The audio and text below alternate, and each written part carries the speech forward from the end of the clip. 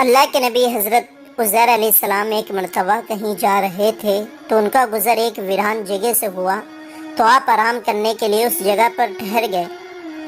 ساتھ میں آپ کے ایک گدھا تھا اور 2 کھانے کی ٹوکری تھی، ایک ٹوکری میں انجیر اور دوسری میں انگور تھا۔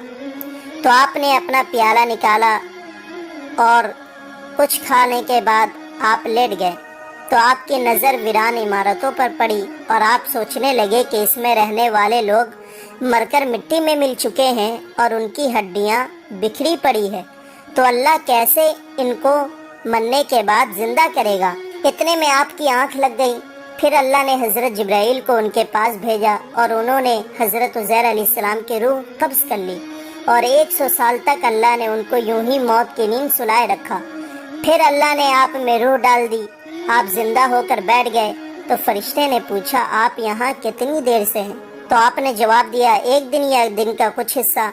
تو فرشتے نے کہا نہیں بلکہ 100 سال تک آپ اسی حالت میں رہے ہیں۔ آپ کو یقین نہیں ہو رہا تھا تو فرشتے نے کہا آپ اپنے گدھے کی طرف دیکھے، تو جب آپ نے گدھے کی طرف دیکھا تو حیران رہ گئے کیونکہ اس کی ہڈیاں گل سڑ کر مٹی میں مل چکی تھی۔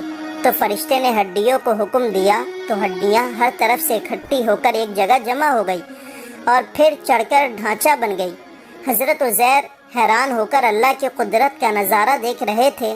پھر اس ڈھانچے پر رگیں چڑھی، پٹھے بنے، گوشت چڑھا، پھر ان پر کھال اور بال آ گئے۔